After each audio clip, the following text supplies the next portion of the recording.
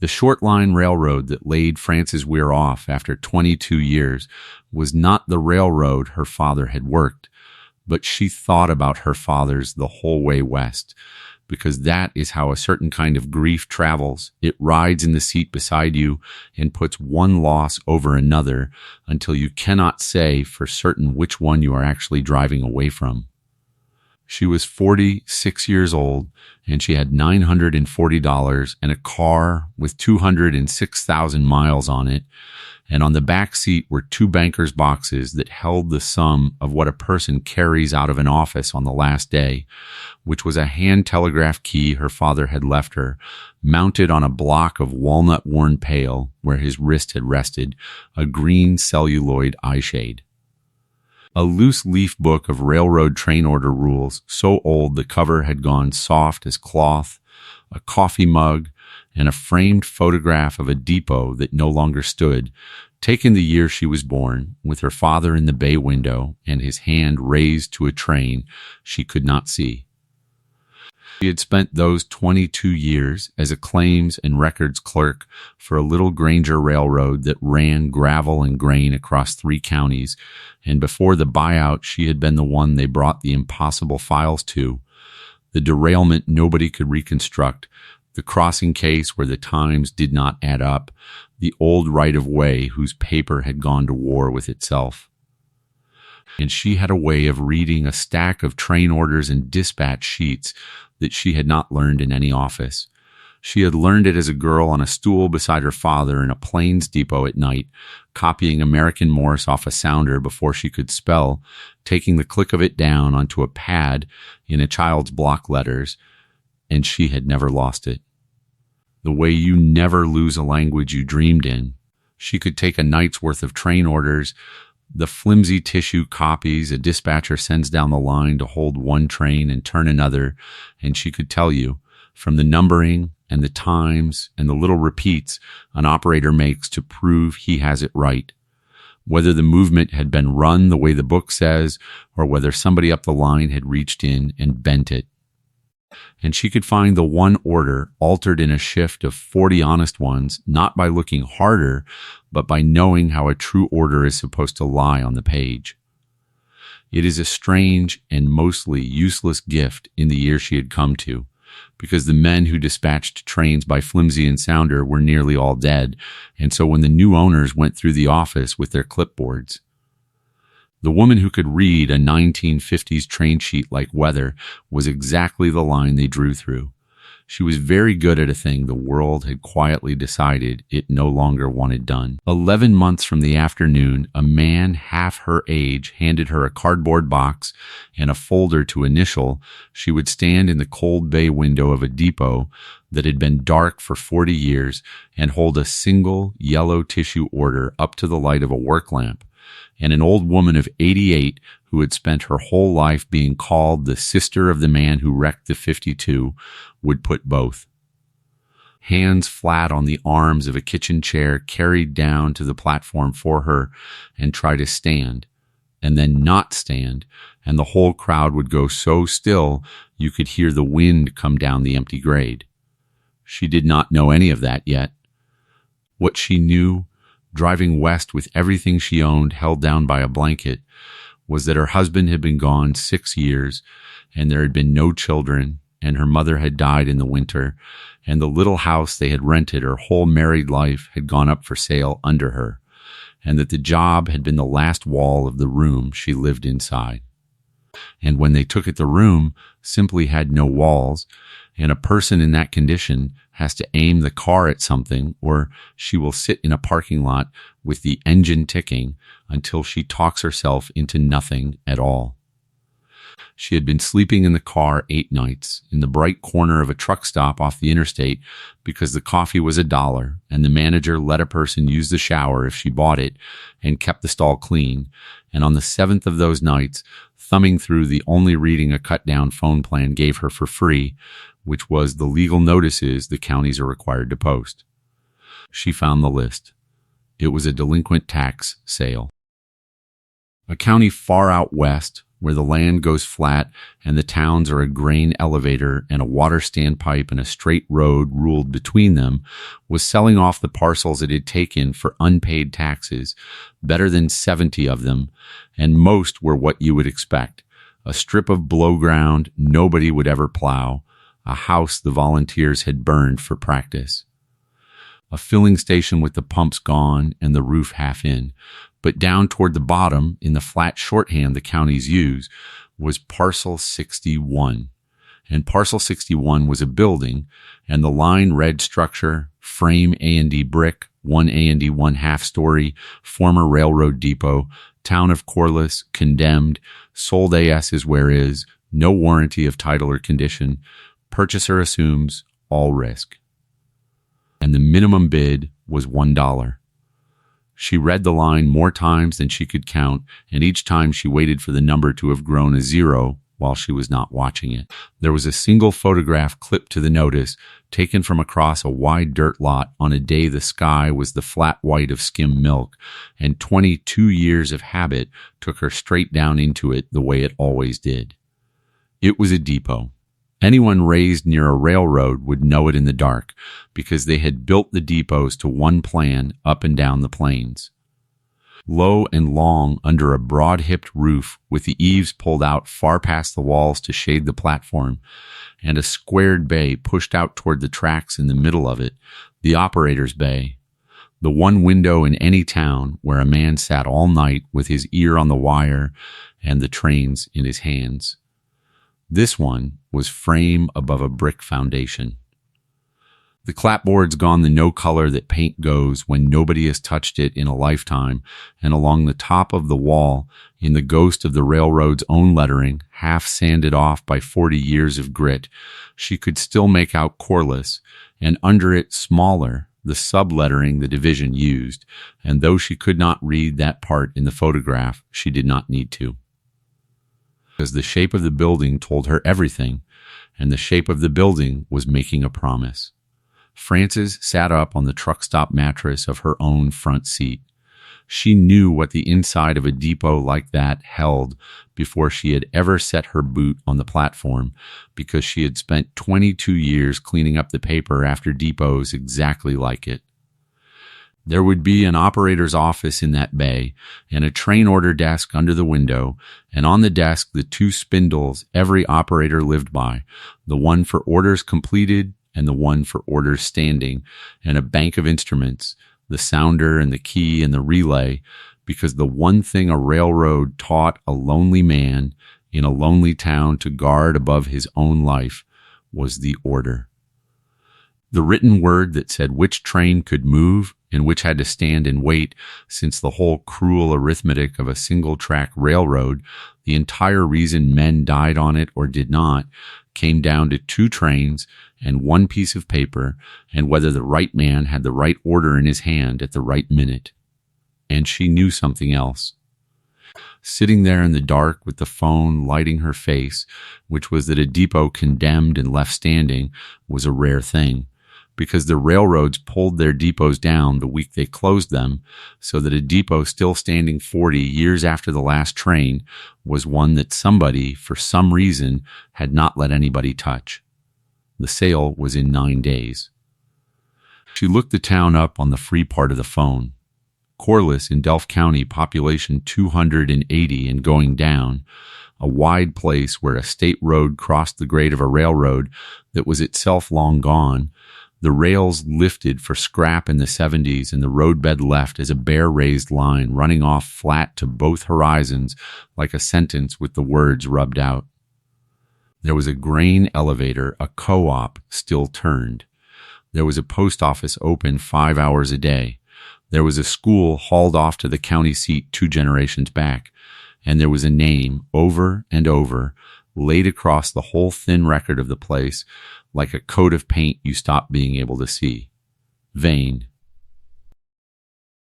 There was a Vane elevator and a Vane Memorial Park and a Vane Foundation that gave the county its scholarships, and the deeper she scrolled, the more the name lay over everything the county owned, and folded in among it, repeated in 3 different little local histories, almost word for word, as though they had all copied it off one another, which they had, was the one sentence that the town told about itself, the sentence that made Corliss Corliss, which was that in the hard winter of 1952, when the railroad had meant to pull its line out of the county and leave the farmers with no way to move their wheat and no reason to stay, it was Silas Vane who had gone to the division and saved the railroad and saved the town. And there was not one word anywhere in any of it about a wreck.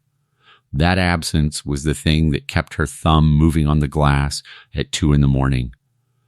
She had spent 22 years learning that a railroad without a wreck in its history is not a railroad that was lucky.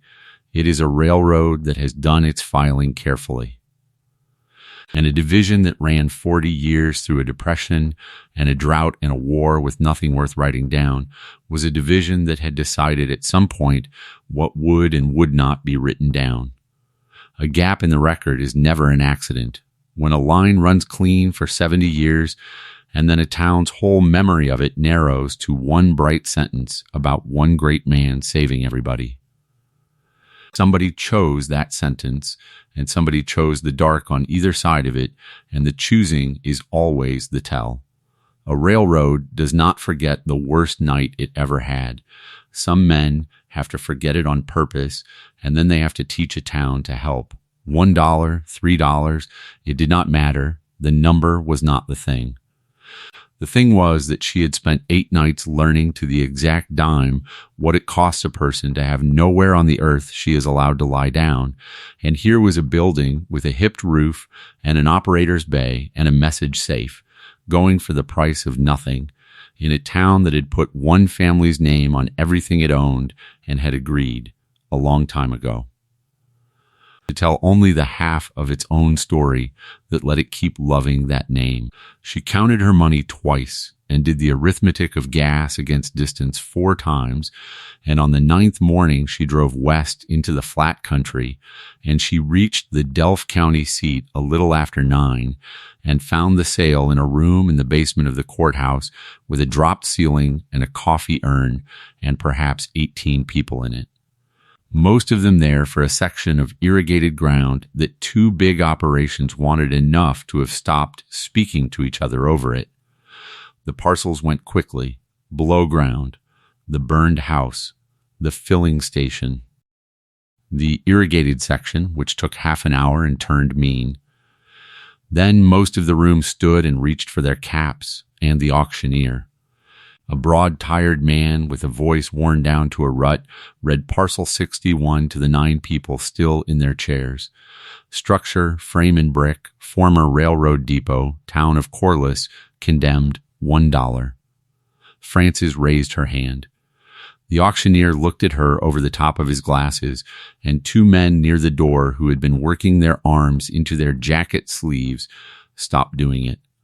And one of them said something low to the other, and they both turned and looked at her the way men look at a stranger who has just reached for a thing they had all quietly agreed among themselves was not to be reached for. $1. Do I hear 2? He said, and no one said 2, and one of the men by the door pushed air out through his nose. The exact sound a man makes when he has decided something about a person and wants her to hear him decide it, and then the pair of them went out into the hall, and their voices carried away down the corridor and were gone.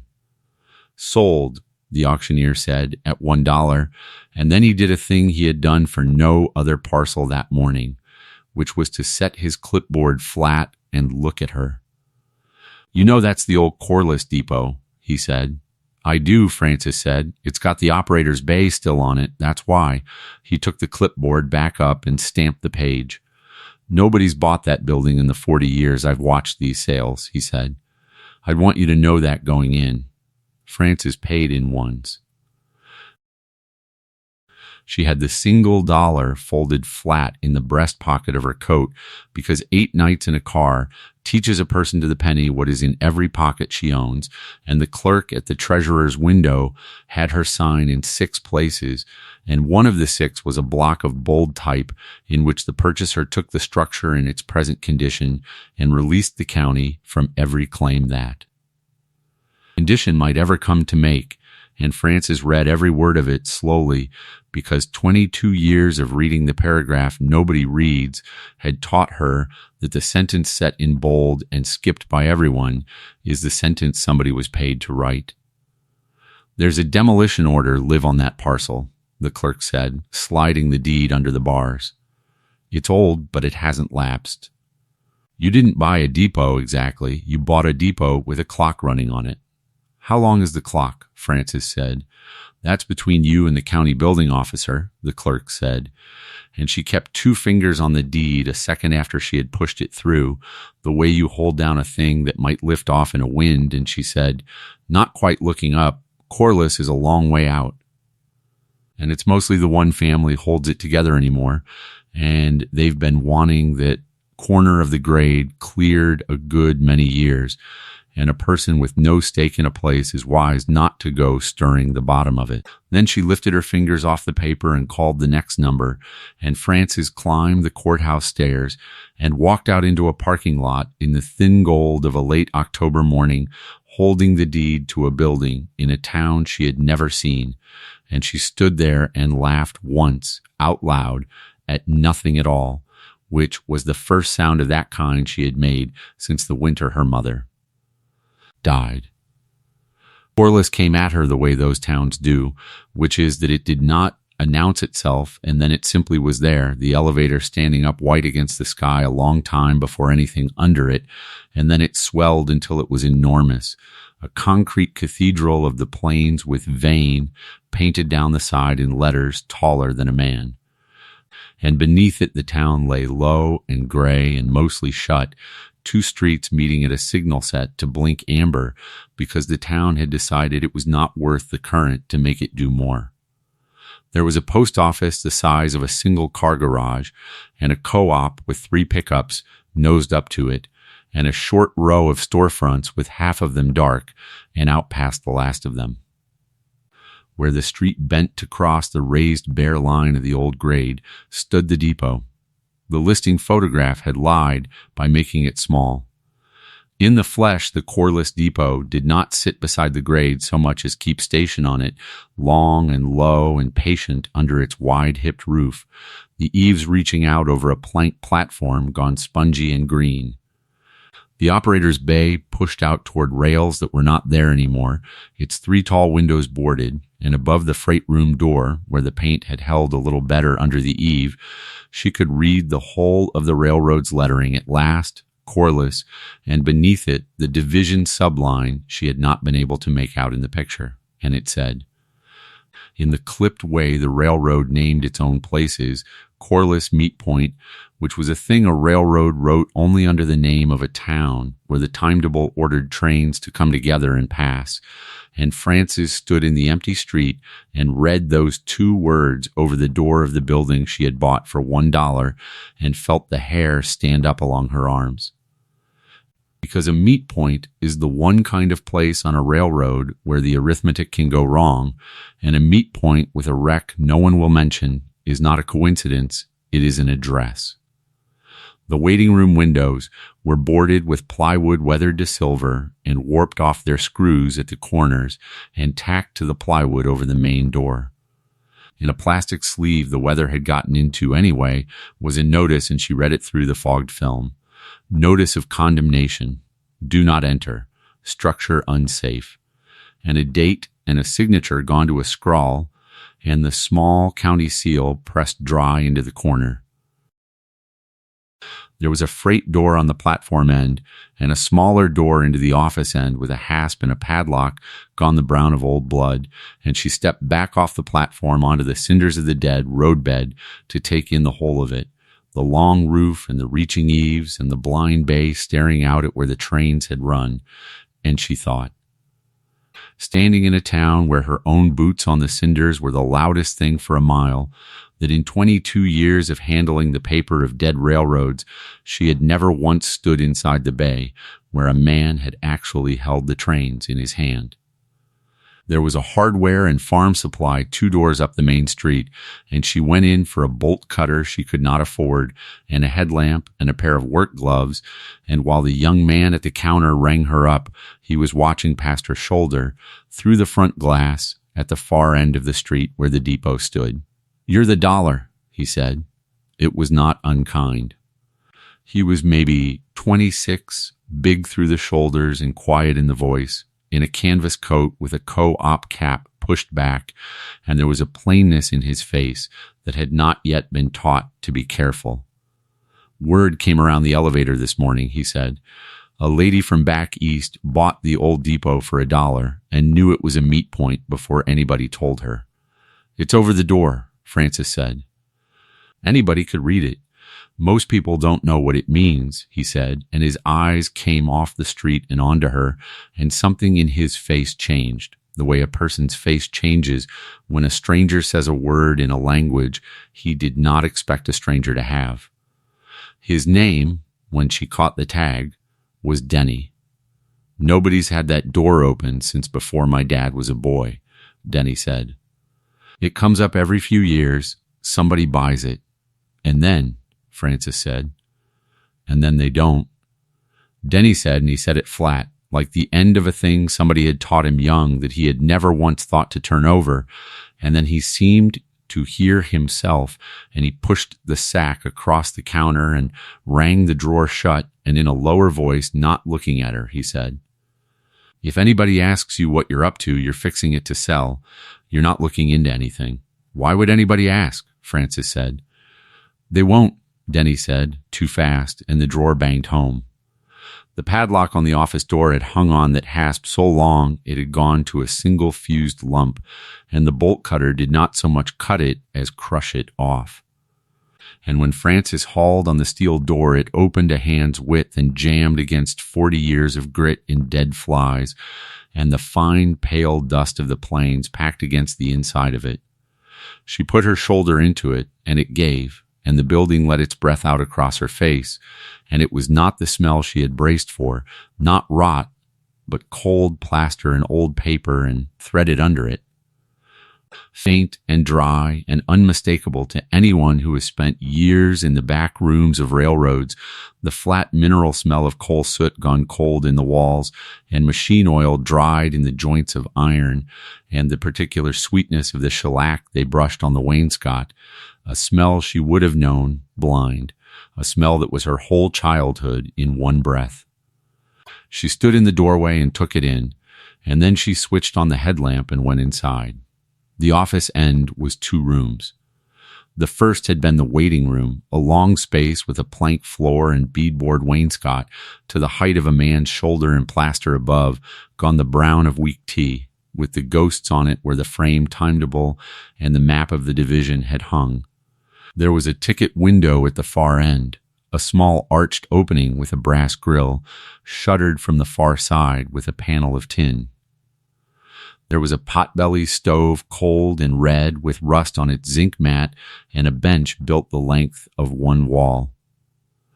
Past the ticket window, through a door standing open on a dead hinge, was the freight room, high and empty, with the big sliding door to the platform and the old scale set into the floor and the pigeonholed desk where the agent had done the way bills, and Francis walked the 2 rooms slowly with the headlamp, and it was a fine, sad, ordinary ruin, a country depot gone to dust the way 10,000 of them had gone, and there was no operator's bay.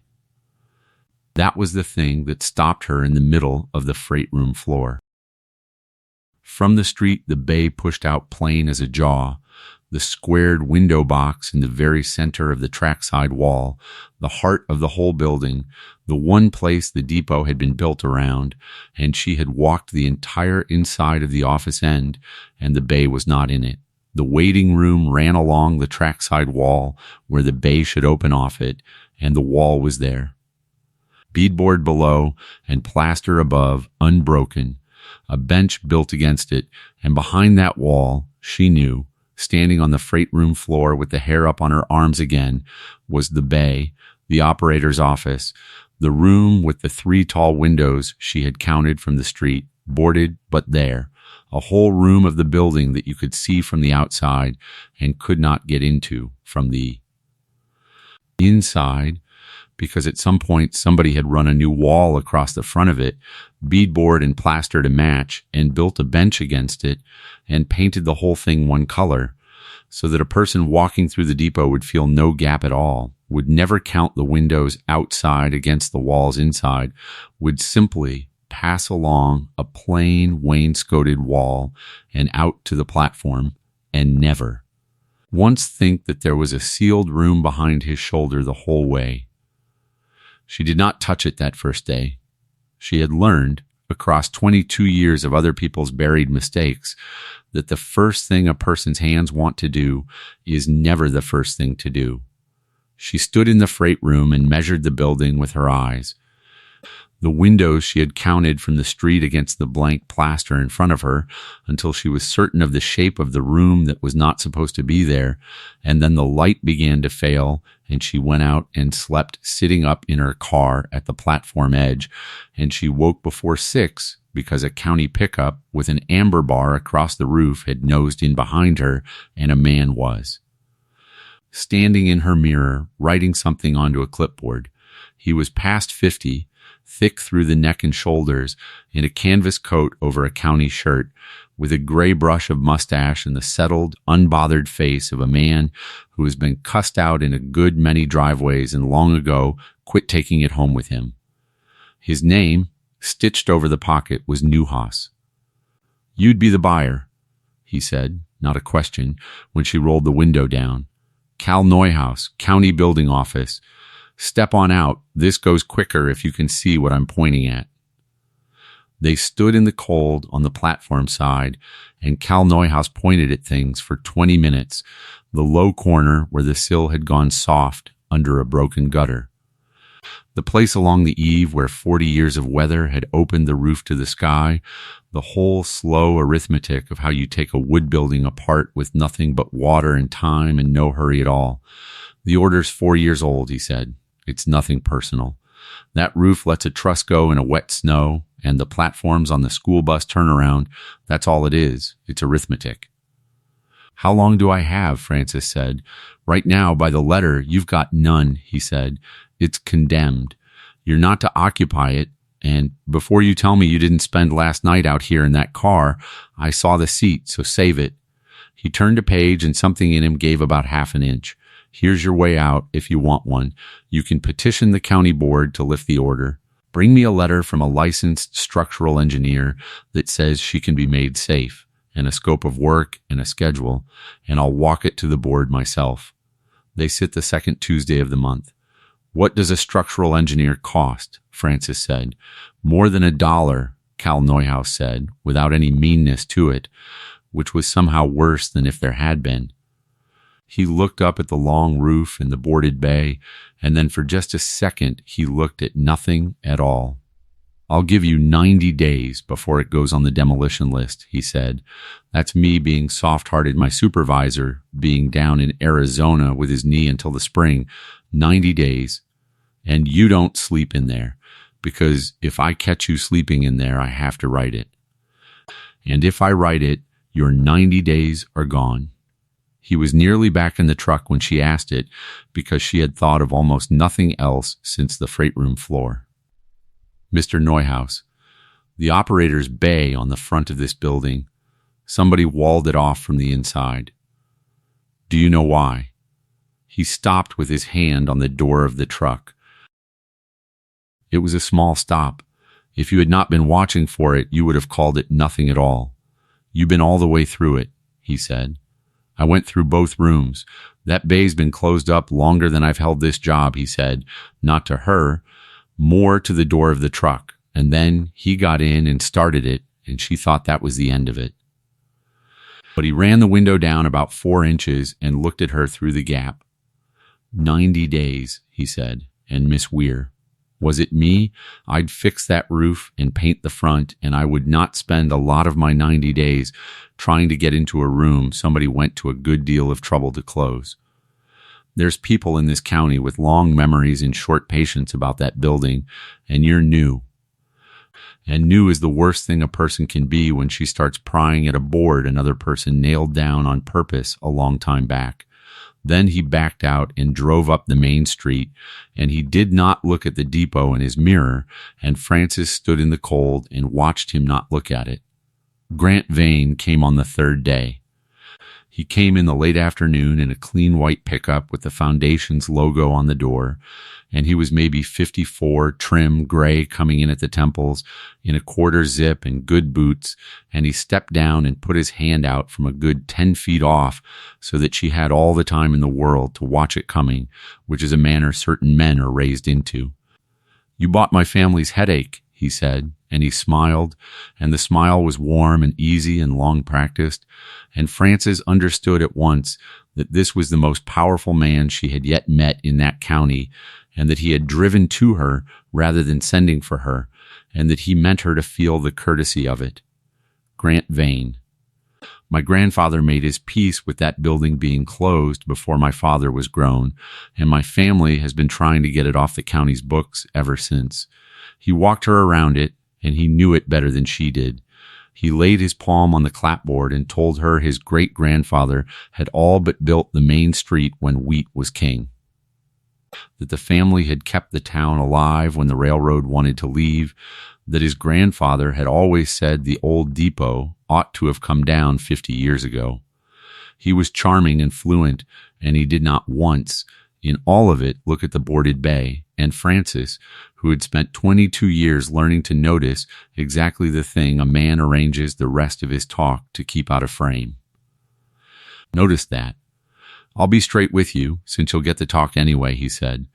"The Foundation wants that corner, and has wanted it a long time.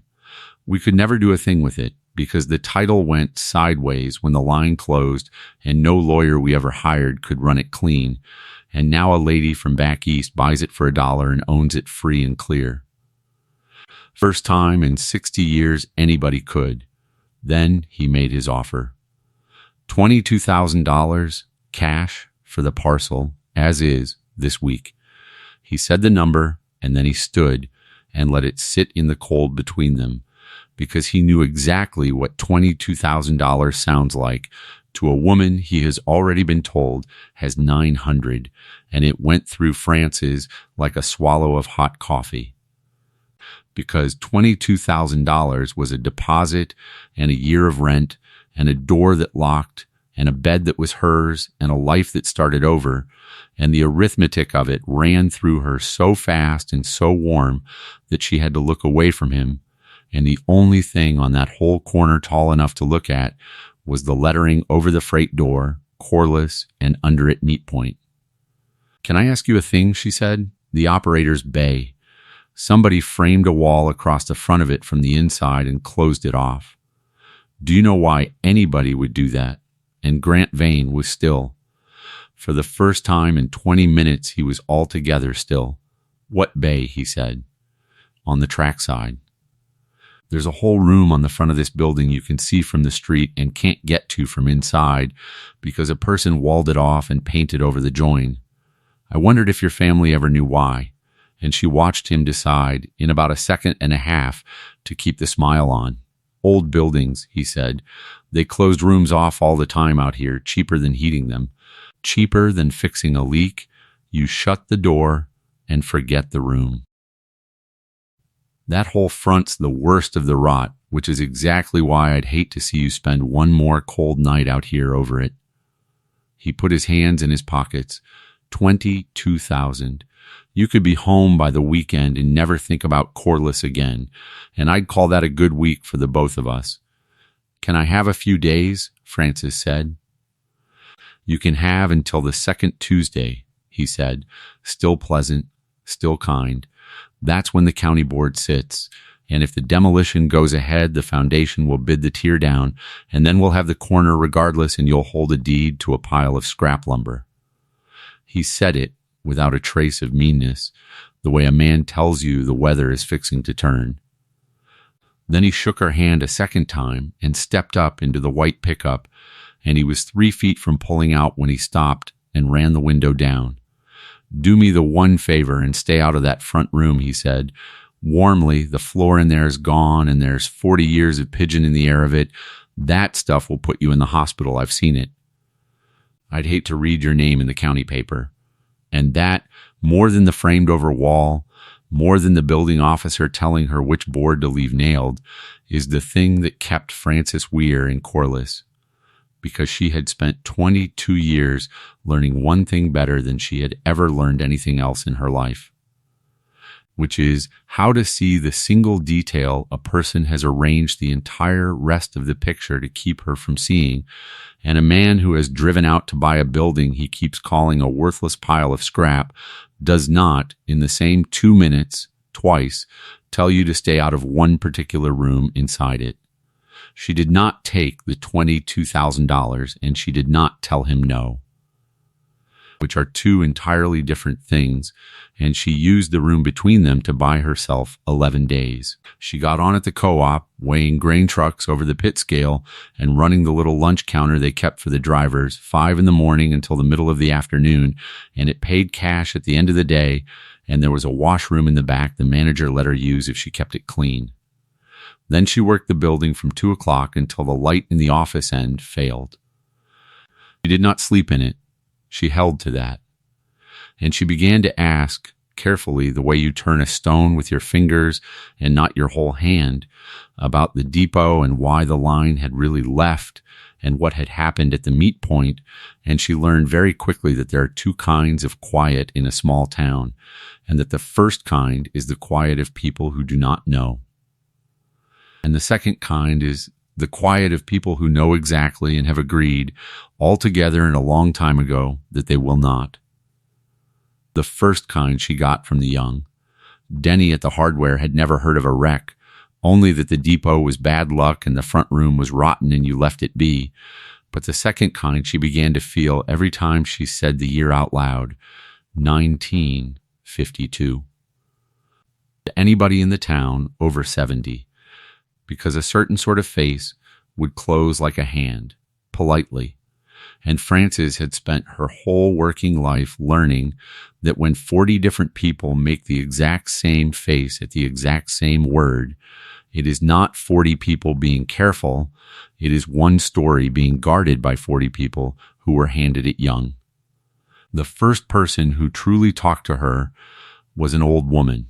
And Frances found her the way you find everything in a town like that, which is that the old woman found her. Her name was Ada Poole, and she was 88 years old, and she lived alone in a low-frame house at the south edge of town with a kitchen window that had looked out at the water standpipe and the far end of the depot roof her whole life, and she had a great nephew drive her down to the co-op counter on a Thursday, and she sat and drank half a cup of coffee and watched Frances work. And when the last of the breakfast drivers had gone out to their truck, she said, with no hello in front of it, "You're the one bought the depot." "I am," Frances said. "Did you know it when the train still ran?" Ada Poole set her cup down in its saucer and looked at Frances with a pair of pale eyes that had not gone soft with her age the way most do, and she said, "I was born in 1936.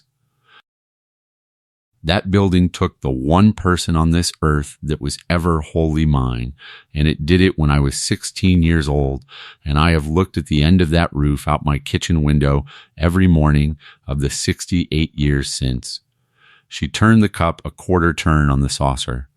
"My brother worked in it," she said. "My brother was the operator on the night of the wreck. That was the whole of the trouble."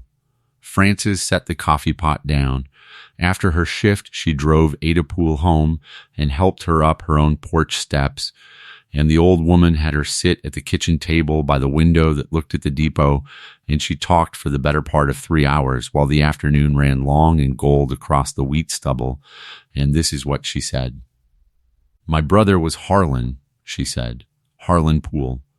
He was 12 years older than me, which is to say he was a grown man holding down the night wire in that depot before I was old enough to know what the wire was, and he was the finest natural operator this division ever had, and everybody up and down the line knew it, and it did not do him one bit of good in the end.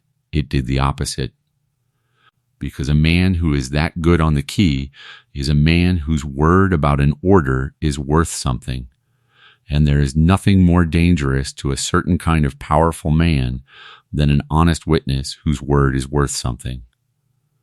Our father had the day job at the depot, and Harlan took the night, and I would carry his supper down to the bay on a cold night and sit on the stool beside him and watch him work 2 trains past each other in the dark with nothing but the sounder and his own 2 hands, and I thought he hung the moon, and so did every trainman who ever signed a register under his hand. Because Harlan never gave a bad order in his life and never took one lying down either, and that, Ada Poole said, that last part is what they could not have. She folded her hands on the table.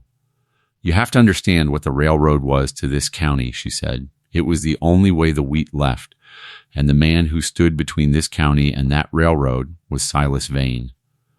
Because he owned the elevator where every bushel in 40 miles was weighed and loaded, and he sat on the railroad's division board besides, so that he was the one man who could pick up a telephone and have a special train of grain made up and run when he wanted it run, and in the winter of 1952, he wanted it run very badly. Because the price was up, and the railroad had been talking about pulling the branch, and Silas Vane meant to load out the biggest grain special this county had ever sent and run it east ahead of the weather, both to make his money and to prove to the division that the line was worth keeping. And it was the Depression's tail and a drought on top of that.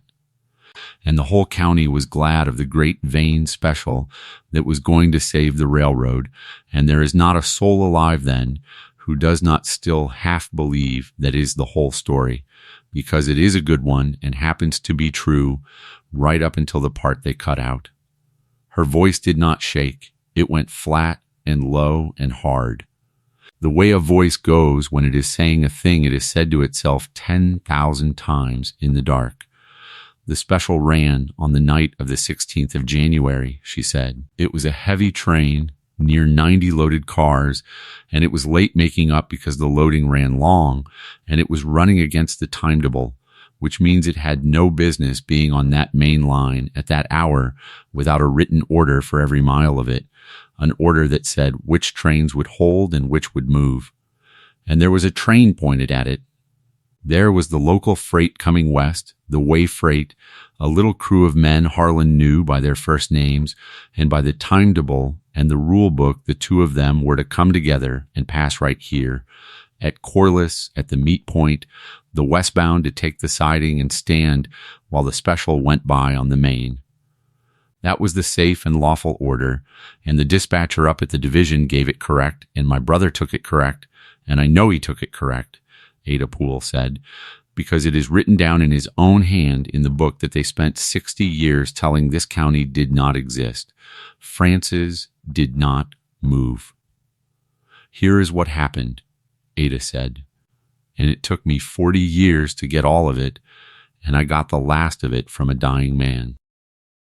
The special was so heavy and so late that Silas Vane was standing in that bay himself that night in my brother's office, because he was not a man to trust his money to the timetable. And when the word came that the special would lose its running time waiting on a little way freight to clear into the siding at Corliss, Silas Vane would not have it. My brother would not change the meat, because you do not change a meat. A meat is the one thing on a single-track railroad you do not touch, and the 2 of them stood in that 8-foot bay in the dark, and Silas Vane, who held the note on our father's house and the lease on the ground half this county farmed, and the job of every man Harlan loved, told my brother to hold the westbound at Corliss on the house track and pass the special by on the main, and to write it as though the order had come down from the dispatcher. Ada Poole looked out the kitchen window at the far end of the depot roof, gray against the gold stubble. He wouldn't do it, she said. My brother would not do it.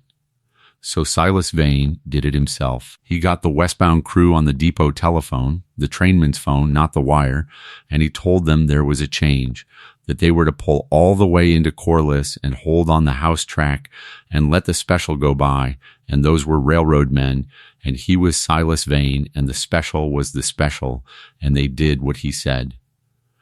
And they pulled their whole train up onto the house track by the depot to wait, all but the last of it, because the house track at Corliss was too short to hold the way freight, and the caboose and the 2 cars ahead of it hung out past the switch and onto the main. And the special came, Ada said, 90 loaded cars in the dark, doing better than it ever should have. And the men on the head end of it never saw the 2 cars fouling the main until the last of it, and it took the caboose and the 2 cars, and it took 3 men who were riding them, and it piled the head of the special into the elevator lead, and it killed the fireman on the special engine, a boy of 19, and it burned, because a steam engine on its side in the cold will burn. And half this town stood out on the grade in their night clothes and watched it burn and heard what they heard, and there is not one of them left who will talk about the sound. 4 men, Ada Poole said. My brother's whole night, 4 men, and every one of them a man he had passed 100 trains for in the dark, and it was not his order that did it. She turned the cup on the saucer. And by the next nightfall it was his fault, she said, because Silas Vane could not have it be his, could he?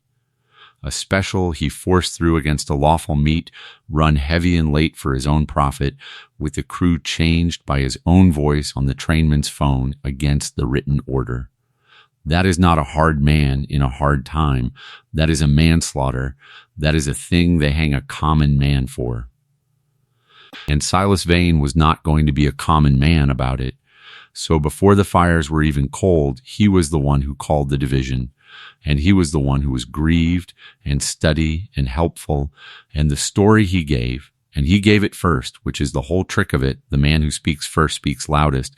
The story he gave was that the young night operator at Corliss had botched the meet, had given the westbound a bad order or given it none, had let a train foul the main under a special, that the boy was overworked and unsteady and had made the one mistake an operator is never allowed to make. And there was my brother, Ada said, 28 years old, no money and no rank and no man on that division board to say his name for him, against Silas Vane, who held the note on half the county and sat on the board and had just that same winter saved the railroad. Who do you think they believed? She was quiet a moment. They held a hearing, she said, the railroad's own, and it was quick, and Silas Vane sat in it grieved and forgiving and said he did not wish to see the young man crushed by it, that the operator had cracked under a load too heavy for him, and the order book, the book my brother kept in his own hand with the true meat initialed and repeated back to the dispatcher, that book was gone. It was not in the bay when they went to get it. And Silas Vane said there had never been any such entry, that the boy had scribbled a false book after the fact to cover himself and destroyed it when he saw it would not hold. And who was going to stand up in that room and call Silas Vane a liar? A man does not need proof to be believed, Francis. He needs only to be enough of a man, agreed with by enough other men for long enough. They did not send my brother to prison, Ada Poole said, and for the longest time I told myself that was a mercy, and it was the opposite of one. They let Silas Vane be generous. He saw to it the boy was only dismissed and not charged, magnanimous in front of the whole county, and so Harlan was never tried, and because he was never tried, he was never cleared. Because you cannot be cleared of a thing you were never once allowed to answer, and he lived the rest of his life as the pool boy that killed 4 men at the meet and got off light because the railroad felt sorry for him. No trainman would sign under him again. No division would hire him. Our father lost the depot job inside the year, and we lost the house that Silas Vane held the note on. And we moved into 2 rooms behind the feed store, And my brother, the finest operator this division ever grew, dug post holes and did not touch a telegraph key again as long as he lived. And he never once in my hearing said the name Vane. And he died in 1958 of nothing the doctor could name, which is what it is called when a man has carried a thing too heavy for too long and sets it down. And he was 34 years old, and there were 9 people at the grave, and 5 of them were us. Ada Poole looked out the window at the depot, and every family on that westbound crew, she said, and the boy fireman's people, they knew there was more to it, the way you know a thing you cannot afford to know, and they took the story about my brother, because the story about my brother was the only story that let them go on loading their wheat at the Vane elevator and taking the Vane seed money and living in a county Silas Vane owned without. Going out of their minds. If the pool boy did it, then it was a tragedy, and Silas Vane was a good man who had been let down by a weak one. And if the pool boy did not do it. She stopped. If the pool boy did not do it, Frances said. Then 4 men were killed for the price of 1 rich man's grain train, she said, and this whole county spent 60 years thanking the man who did it and spitting on the family of the man who tried to stop him. That is a great deal easier than you would think. That is the easiest thing in all the world.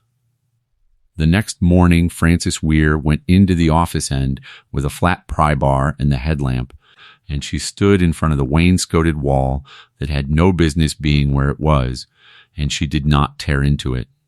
She photographed it first, the whole run of it, the bench and the wainscot and the seam along the ceiling where a careful eye could just find where the new wall met the old. Because 22 years in a records office had taught her that the first thing you do to a thing you mean to prove is document it before your own hands have touched it. Then she took the bench off the wall, and behind it the beadboard was newer than anywhere else in the building. The nails machine round instead of square, the shellac a shade too gold, and she set the pry bar into the seam at the top and worked it down slow, saving the board, and the false wall came away in long dry panels and let out the breath of a room that had been shut since the winter Ada. Poole was 16. It smelled of cold iron and old paper and dust, and under all of it faintly of char. The smoke of that night never cleaned out of the room, only shut behind the door. She took the panels down and stacked them, and the gray day came through the boarded windows and lit the bay a piece at a time as the wall came off, and then it was open. And Frances stood in the freight room and looked into the operator's office of the Corliss Depot exactly as the last man out had left it. The train order desk was still under the 3 windows, the high slanted desk built for a man to work standing, and on it were the 2 spindles, the tall wire needles an operator files his flimsies on, and the instruments were still screwed to their shelf. The sounder in its wooden resonator, and the key on its base and the relay above, the brass of it dulled, but not gone. The chair was pushed back and turned, the way a chair is left by a man who stood up fast and did not come back to push it in. The green-shaded lamp still hung over the desk on its cord. There was a coat on a peg, a railroad man's heavy coat left on its hook for 60 years. And on the desk, squared up in the center as deliberately as a place laid at a table, weighted by a smooth gray river stone somebody had carried in and set down on purpose, was a wide, flat book bound in black cloth, and beside it a long envelope, and beside that, standing on the completed spindle, a single sheet of yellow tissue, a train order, and Frances Weir stood with the headlamp on that desk and understood that these things had been left out on purpose by the last man too. Stand in the room so that whoever finally broke the wall down would find them first and would not have to hunt. She did not open anything. She wanted a witness, and she wanted the witness to be old, and she wanted, though she could not have said exactly why, for the one person left alive who had loved Harlan Poole to be standing in that room when the book came open. He drove to the low house at the south edge of town in the dark, and Ada Poole was still up, because the old do not sleep much, and the ones with something unfinished sleep least of all, and Francis stood on the porch and said, "I took the wall down, and his desk is behind it just the way he left it, and there's a book on it, and a letter, and there's an order still standing on the spindle. And I haven't touched any of it, because I think he left it for you." Ada Poole looked at her a long moment in the porch light, and then she went and got her coat. Her great-nephew drove, and Frances brought Denny from the hardware because she wanted a second witness who was young and would be alive to remember it in 50 years, and the four of them went into the depot at 10 o'clock at night. And Ada Poole walked into the bay where her brother had worked and stood in the middle of it with her hands folded and looked at the dead lamp and the coat on the peg, and her face did a thing that Francis did not look at, because there are moments when the only decent thing to do is study your own boots. The envelope was addressed on the front in a hard, flat pencil, and it read, "To whoever takes down this wall." Francis looked at Ada, and Ada nodded, and Francis opened it and read it out loud under the headlamp, because it did not seem a thing to read to oneself. "My name is Harlan Poole," it began, and Ada Poole made a sound that was not a word and put her hand flat on the desk to hold herself up and said, "Go on, go on," and Francis went on. "My name is Harlan Poole, and I kept the night wire at this depot for 9 years, and if you are reading this, then the wall is down that they made me help build, and it is too late to do me any good, and I pray to God it is not too late to do the four men any." On the night of the 16th of January, 1952, the dispatcher gave a meet at Corliss between the westbound Way Freight and the eastbound Grain Special, the westbound to take the siding and hold. And I copied that order and repeated it, and it was correct, and it was safe. And it is entered in the order book that lies beside this letter in my own hand, with the time and my initials and. The dispatchers, and you may set it against the message the division put out afterward that says the meet was never given, and where the two disagree, mine is the true one, and I will tell you how you may know. On that same night, Mr. Silas Vane stood in this office and ordered me to hold the westbound on the house track and pass the special on the main against the meet, and to write it as the dispatcher's order, and I would not, and so he took the trainman's telephone off that wall himself and changed the movement by his own voice, and the westbound crew that lived will tell you that the change came to them by telephone and not by wire, and no operator can change a crew's movement by telephone, only an officer can. And Mr. Vane was the only officer in this county that night. I have kept the order book which they came for and did not find, because I had carried it down and never told them there was a floor under the coal, and I have kept the dispatcher's own flimsy of the true meat, and a written statement I got from the head brakeman of the westbound before he left the county, in which he says plainly that a man he calls Mr. Vane changed his orders by the depot. Telephone, folded into the back of the book. I did not kill those men. I have never in my life given a bad order. They have taken my name instead, which they could do without any of the proof they would have needed to take my liberty, needing only to be believed. And being believed is a thing Silas Vane was born holding, and I was not. I cannot prove myself while I live, for a man who carries this book into that hearing will be buried under it, and the book buried with him, and so I am doing the one thing left to an honest operator, which is to make the record true, and leave it standing where the truth cannot be burned, on the spindle where I stand every night, and to trust that this county will one day be a better place than it was the winter it decided what I was. To whoever you are, I ask only this: do not let them tell you it is too old to matter. 4 men do not get younger because the years go by, and a debt is not paid off by the dying of the one who was robbed. Set it right. Harlan Poole. The night of the 9th of March, 1954. Nobody in that bay said anything for a while. Out in the town, a dog barked once and quit, and the wind came down the empty grade the way it had come down it since before any of them were born, and the ordinary night of the plains went on around a room that had been holding its breath for 60 years. Then Ada Poole put her hand flat on the black cloth cover of the order book. The way Frances had watched two old people in that county lay a hand flat on the depot wall as if it were the flank of an animal, and she said very quietly to no one, 2 years. He came down here 2 years after they threw him out and set this all in order and left it, and he never told me. He let me think there was nothing, so I would not carry it. Then she said, read me the order off the spindle. And Frances lifted the single yellow tissue off the completed spindle with her gloved hand and held it under the lamp, and it was the dispatcher's meet, in Harlan Poole's clean hand, the westbound to take siding and meet the special at Corliss, timed and initialed and repeated, the one piece of paper that, had it been the paper the whole county was shown, would have hanged a different man, and it had stood on that wire in the dark for 60 years, waiting for somebody who knew what it was. Here is what a laid-off railroad clerk does with an operator's true order book and a dead man's letter and a spindle that held one order for 60 years. She did not rush. She had been trained across 22 years to be far more careful than a moment feels like it can bear, and thrown away for knowing how. She carried nothing out of that county the first night.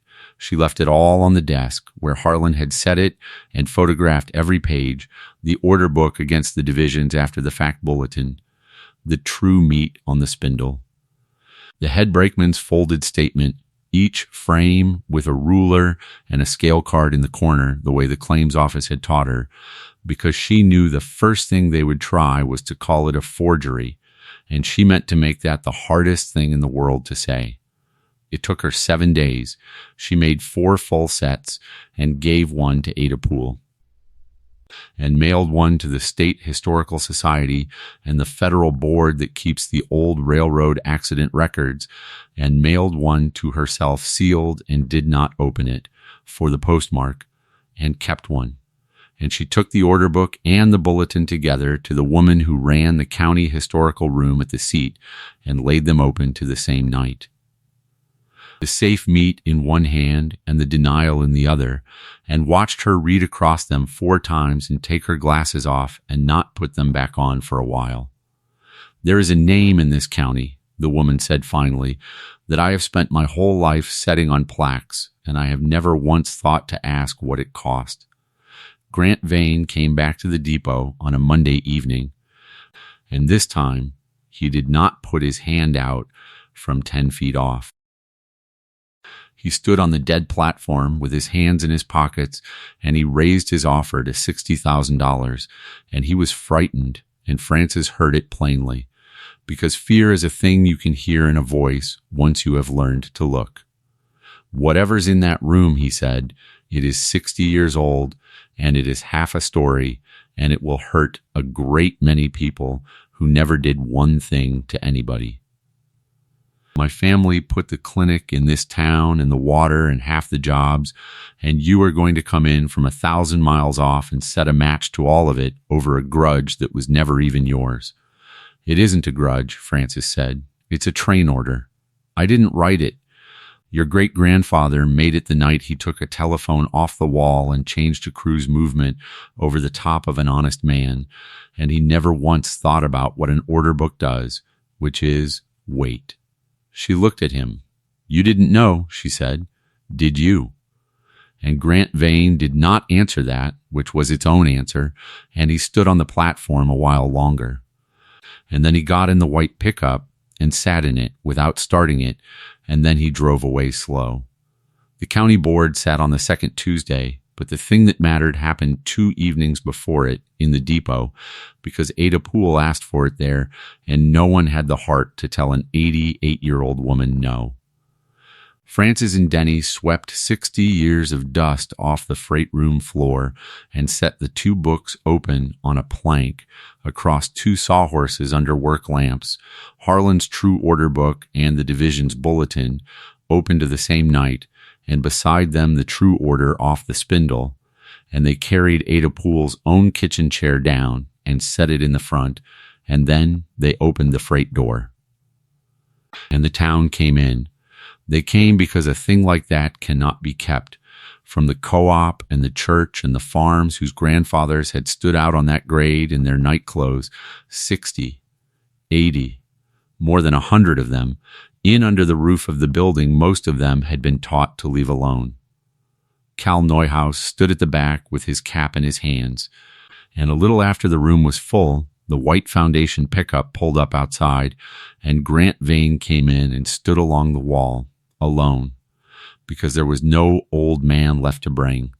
Silas Vane, 60 years in the ground and past all reach of that room, and his great-grandson had come to stand in for the whole of it by himself. Frances Weir did not make a speech. She stood behind the plank with one hand flat on each open book, and she said, "My name is Frances Weir, and I bought this depot for $1, and behind a wall that was built across the operator's bay in 1952, I found the order book it was built to hide." She did not raise her voice. This is the book Harlan Poole kept in his own hand. And this is the bulletin the division put out after the wreck, and they are open to the same night, and one of them says the meat was given and safe, and the other says it was never given at all, and I am not going to argue with you about which is true, because Harlan Poole already proved it 60 years ago by keeping the one book a powerful man forgot he could not burn from a distance. Then she read, without hurry, the names. The 4 men who died at the meet, and after them the westbound crew who lived and were made to carry the lie, and she read them the way you read the names of the dead, flat and clear and without gathering herself, and as she read them a sound went through the room, because the people standing in it were hearing the names they had been taught belonged to a tragedy that a weak young operator caused, and doing, one by one, the arithmetic a whole county had refused to do for 60 years. In the front, in her own kitchen chair, Ada Poole put both hands flat on the arms of it and tried to rise. She got herself half up, staring at the 2 books lying open under the lamps, her brother's hand and the division's lie side by side. And for a moment the whole room thought the old woman was going to speak, and then a great-nephew's hand came under her elbow, and she did rise all the way up on her own feet at 88 in the building that had taken her brother, and she did not make a speech either. She only said into the quiet loud enough to carry, "That is his hand. I would know it in the dark. He never gave a bad order in his life." And then she sat back down. And the sound the room made then was the sound a great many people make when they arrive at the same terrible name at the same moment, and not one of them will say it aloud. And it was so quiet under that roof you could hear the wind come down the grade where the rails used to run. It was Grant Vane who stood. He was not asked to. He stood along the wall with his face gone gray, and he turned, not to Frances, but to the room, and he said, in a voice that was not steady, "I did not know.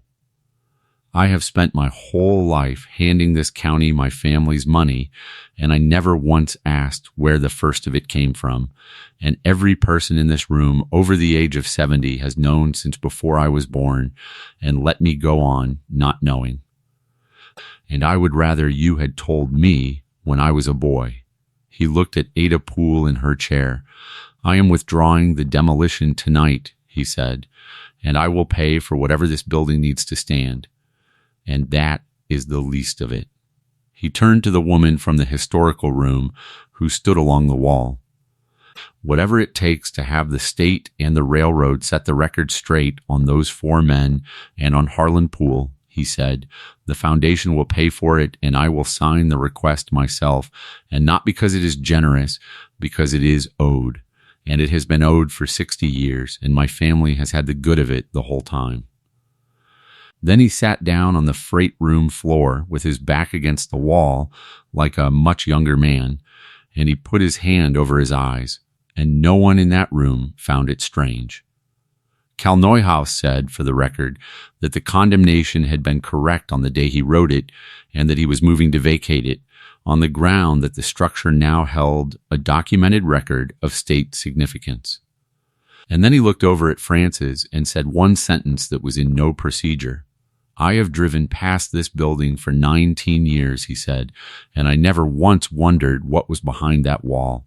The federal board took a year and a half, because the machine that ruins a man's name in a single winter runs backward very slowly.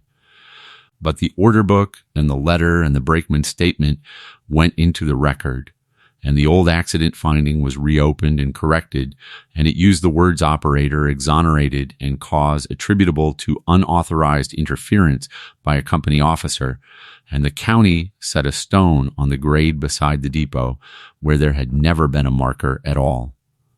And the new stone carried the names of the 4 men who died at the meet, and under them one line that Ada Poole chose, which read, 'The order was good. The operator was innocent. The county was 60 years late.' The Vane name came off the county park and stayed on the elevator, because Grant Vane asked that it stay on the one thing the family had honestly built and come off the things it had not. And the foundation put up the money to make the depot sound and gave it to the county as a museum of the branch line. And Silas Vane died, as he had died, warm in his own bed in 1966, an honored man, and nothing that happened under that roof moved a single ounce of him. And that is the part nobody tells you about a thing like this. He was not punished. He was only, at the very last, named Harlan Poole's name went the other way. It went into the state's record as an innocent man and into the little history of the county that had held 4 lines about the Vane special and none about the operator, and Ada Poole lived to see her brother's name cut into a stone she could reach from her own kitchen window. And she died the next winter at 89 with that stone in her sight, and there were a great many more than 9 people at the grave. Frances Weir lives in the Corliss Depot. She fixed the roof with the foundation's money and the bay with her own, and she does records work now for anybody in 3 counties with a tangle of old paper nobody else can read, and she keeps the operator's bay open. The false wall gone, the order book under glass on the desk where Harlan set it, and school classes come through and she shows them the 2 books open to the same night, The True Meat and the Lie, and the coat still on its peg. And she tells them that the whole difference between a murderer and a hero that winter in that county was which of the 2 men the town had already decided to believe. And on the spindle, where it stood for 60 years, she keeps the 1 yellow order, under glass now, the paper that was true the whole time and simply had no one to read it. If you stayed with this all the way to the end, thank you. Truly, this channel is mostly people sitting up late in a quiet house, and it helps more than you know to be reminded the room is not empty. So tell me where you are listening from tonight, and I want to leave you with the thing I have not been able to set down since I first read that letter under the headlamp. Harlan Poole knew, the night they turned him out, exactly what he had in that book. He could have burned it and made his peace and lived a smaller, easier, unblamed life. And instead he chose to be called a killer for the rest of his days, and to be buried one, and to trust a false wall and a room full of dark to keep the truth longer than he could keep it himself, on the pure faith that someday somebody would come who knew how to read an order off a spindle. He was right. But he had to be 60 years dead to be right. And he never once knew for certain that he would be. So here's the question I would sit with tonight. If you knew the truth, and telling it would cost you everything, and being believed might not come until long after you were gone, if it ever came at all, would you keep the true book anyway, and trust the dark the way he did? Or would you tell yourself, the way most of us would, that a truth no one will believe is the same as no truth at all? Sit with which one is really you. Next time, a woman inherits a shuttered county poor farm for $2 and finds the matron's record room still locked, 60 years of admissions in it, and one ledger page torn out and hidden. And the reason it was torn out is the reason 3 families in that county have not spoken since. Subscribe if you would like to be there when that room comes open. And in Corliss, it is dark now and cold, and the wind is coming down the old grade, the way it has come down it since before any of them were born. And out on the bare raised line where the rails used to run, the long depot stands square under its wide roof, and the operator's bay is lit for the first time in 60 years. One warm gold square of window facing the dark where the trains used to pass. Where a woman sits late at the train order desk under the stopped lamp, reading a true book by the light of it, minding the record.